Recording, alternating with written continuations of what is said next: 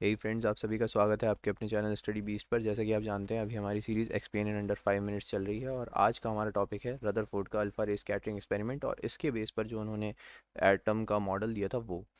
तो इससे पहले जैसा कि आप जानते हैं, जे जे थॉमसन थे और जे जे थॉमसन ने एटॉमिक मॉडल देने का ट्राई किया था और उनका एटॉमिक मॉडल एक्चुअली में गलत प्रूफ हो चुका था। जो प्लम पुडिंग मॉडल था जिसमें उन्होंने बोला था कि चार्जेस स्प्रिंकल्ड रहते हैं ऑल दैट, तो वो गलत प्रूफ हो गया था।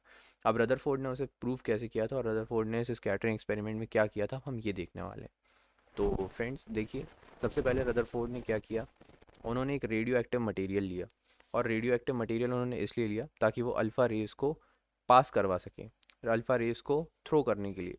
बिकॉज रेडियो एक्टिव मटेरियल से ही अल्फ़ा बीटा और गामा रेस थ्रो होती हैं। और अल्फ़ा रेज एक्चुअल में होती क्या है, they are the beam of proton, और नेचुरली इमिट होती हैं, निकलती हैं, और बीम ऑफ प्रोटॉन रहती हैं, पॉजिटिवली चार्ज पार्टिकल रहती हैं। और पॉजिटिवली चार्ज पार्टिकल जैसे कि हमें पता है एक बीम में यहाँ पर चलते हुए जाता है। और उसके साथ वो उन्होंने ली थी एक बहुत ही पतली गोल्ड फॉयल, और वो फॉयल इसलिए उन्होंने पतली ली थी बिकॉज वो चाहते थे कि ये एक्सपेरिमेंट जितना ज़्यादा हो सके उतना ज़्यादा एक्यूरेटली वो परफॉर्म कर सके। और अगर थिक लेयर रहेगी किसी चीज़ की तो ये एक्सपेरिमेंट वो परफॉर्म ही नहीं कर पाएंगे, ये जो रेज हैं ये उतने अच्छे से उसको पेनिट्रेट नहीं कर पाएंगे। तो अब उन्होंने किया क्या फ्रेंड्स, उन्होंने अल्फ़ा रेज को गोल्ड फॉयल के थ्रू पेनिट्रेट करा, उन्होंने अपने रिजल्ट्स नोट किए। और जो रिजल्ट्स उन्होंने नोट किए, अब हम चलिए वो डिस्कस करते हैं और उसके बेस पर उन्होंने क्या नोटिस किया और क्या उन्होंने बोला। तो सबसे पहली चीज़ जो उन्होंने नोटिस करी वो ये थी फ्रेंड्स कि ज़्यादातर रेज स्ट्रेट अप पास कर गई उस गोल्ड फॉयल से, यानी कि उन रेज को कुछ भी नहीं हुआ, वो जैसी थी वैसी ही गोल्ड फॉयल के थ्रू चली गई।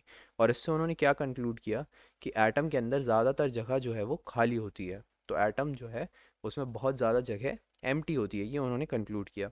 सेकेंडली उन्होंने ये कंक्लूड किया कि जब भी आप जो कुछ रेस थी, बिकॉज वो थोड़ी सी डिफ्लेक्ट हो गई थी, तो उन्होंने ये कंक्लूड किया कि जब भी हम एटम को स्टडी करते हैं तो जो डिफ्लेक्शन है वो डिफ्लेक्शन बता रहा है, क्योंकि ये पॉजिटिव चार्ज की रेस थी। और अगर ये थोड़ी सी डिफ्लेक्ट हो रही है तो ये पॉजिटिव चार्ज से ही होंगी कि पॉजिटिव चार्ज एटम में कहीं बहुत थोड़ी सी जगह पर कॉन्सेंट्रेटेड है। तो जब पॉजिटिव चार्ज इज कॉन्सेंट्रेटेड एक बहुत ही छोटी सी जगह पर है ये। अच्छा, रफली 1 in every 10,000 रेज, यानी कि बहुत ही कम ऐसी रेस थी, उनको क्या हो रहा था, वो 180 डिग्री पर वापस चली जा रही थी। अब वो 180 डिग्री पर वापस चली जानी थी, इसका मतलब उन्होंने ये बोला कि ये एटम का न्यूक्लियस है और एटम का न्यूक्लियस एज एटम के कंपैरिजन में बहुत ही छोटा सा होता है और एक बहुत छोटी सी जगह पे होता है। तो उन्होंने ये तीन चीज़ें कंक्लूड करी और इन तीन चीज़ों के बेस पर उन्होंने अपना मॉडल दिया। और वो मॉडल ये था कि इलेक्ट्रॉन जो है वो कहीं दूर रहते हैं एटम में, जो प्रोटॉन्स हैं वो एक बहुत ही छोटी सी जगह पर रहते हैं, और एटम का जो न्यूक्लियस है, वो एटम का जो सेंटर है वो बहुत ही छोटा सा पार्ट है एज़ कम्पेयर टू पूरे एटम के। अब फ्रेंड्स, जैसे कि हम जानते हैं, इस अल्फा रे स्कैटरिंग एक्सपेरिमेंट की कई लिमिटेशंस भी थी। बिकॉज उनने जो मॉडल दिया था उसमें उन्होंने ये नहीं बताया था कि इलेक्ट्रॉन कैसे प्रोटॉन के अराउंड रिवॉल्व कर पाएंगे या कैसे रहेंगे। उन्होंने ऑर्बिट्स के बारे में नहीं बताया था।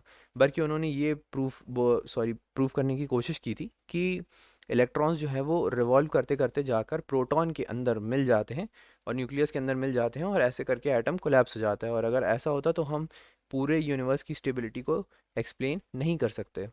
ठीक है फ्रेंड्स, तो ये था रदरफोर्ड का अल्फा रे स्कैटरिंग एक्सपेरिमेंट। फ्रेंड्स, अगर आपको हमारा वीडियो पसंद आया हो, इससे आपकी कुछ हेल्प हुई हो, तो आप हमारे चैनल स्टडी बीस्ट को सब्सक्राइब कर सकते हैं, नोटिफिकेशन को टर्न ऑन कर सकते हैं, बेल आइकन को भी दबा दीजिए। और एल्गोरिदम की हेल्प होती है, अगर आप यहाँ पर कमेंट करेंगे तो हमें बहुत ही इंकरेजमेंट मिलेगा। और ऐसे ही इन्फॉर्मेटिव वीडियोस अगर आप और भी देखना चाहते हैं किसी और टॉपिक से रिलेटेड, तो आप हमें ज़रूर कमेंट सेक्शन में बता सकते हैं। और देखिए हमारे बाकी वीडियोस को भी और सब्सक्राइब कर लीजिए इस चैनल को। And thanks for watching.